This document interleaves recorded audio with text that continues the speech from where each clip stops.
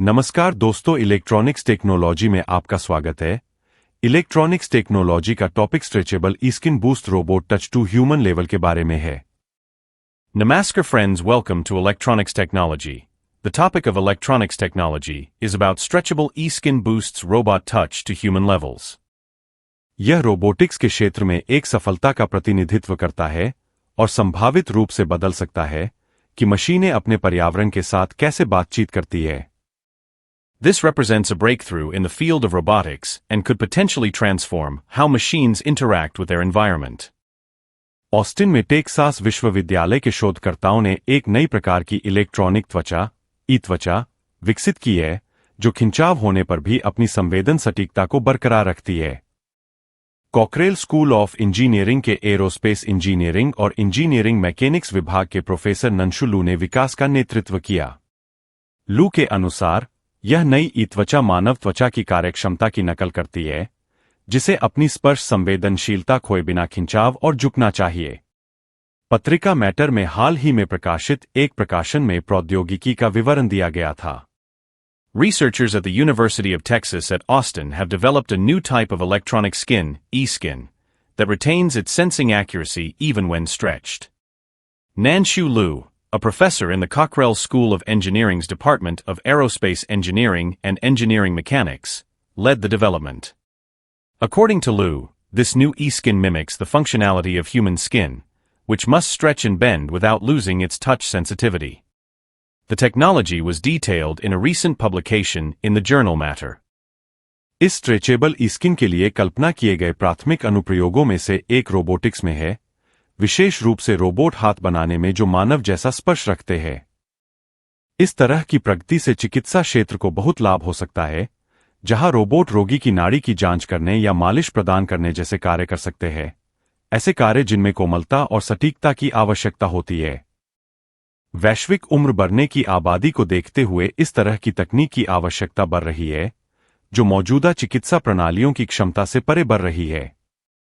इस नई ई-त्वचा से लैस रोबोट नर्स या चिकित्सक के रूप में काम कर सकते हैं, जो देखभाल प्रदान करते हैं, जो कुशल और कोमल दोनों है।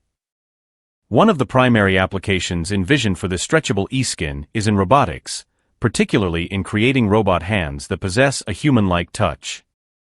Such advancements could greatly benefit the medical field, where robots could perform tasks like checking a patient's pulse or providing massages, tasks that require softness and precision.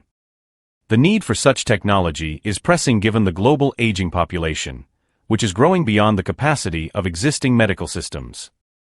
Robots equipped with this new e-skin could serve as nurses or therapists, providing care that is both efficient and gentle. सटीकता के साथ देखभाल प्रदान करना, delivering care with precision. स्वास्थ्य सेवा से परे, ये प्रगति आपदा प्रतिक्रिया परिदृश्यों में भी महत्वपूर्ण हो सकती है। इस ई-स्किन से लैस रोबोट मलबे के माध्यम से नेविगेट कर सकते हैं और भूकंप या अन्य आपदाओं से बचे लोगों को तत्काल देखभाल प्रदान कर सकते हैं। Beyond healthcare, these advancements could also be crucial in disaster response scenarios. Robots equipped with this e-skin could navigate through debris to locate and provide immediate care to survivors of earthquakes or other catastrophes. ई-स्किन दबाव को महसूस करके काम करती है और संलग्न device को विभिन्न कार्यों के लिए उपयोग करने के लिए उचित मात्रा में बल का पता लगाती है। यह महत्वपूर्ण है क्योंकि पारंपरिक ई-खाल शोर के रूप में पंजीकृत होने के कारण विरूपण के कारण खिंचाव होने पर संवेदन सटीकता खो देते हैं। इससे अनुचित बल अनुप्रयोग हो सकता है, जैसे कि रोबोट किसी वस्तु को बहुत कसकर पकड़ना। The e-skin works by sensing pressure and letting the attached device know the appropriate amount of force to use for different tasks. This is critical because conventional e-skins tend to lose sensing accuracy when stretched due to the deformation being registered as noise.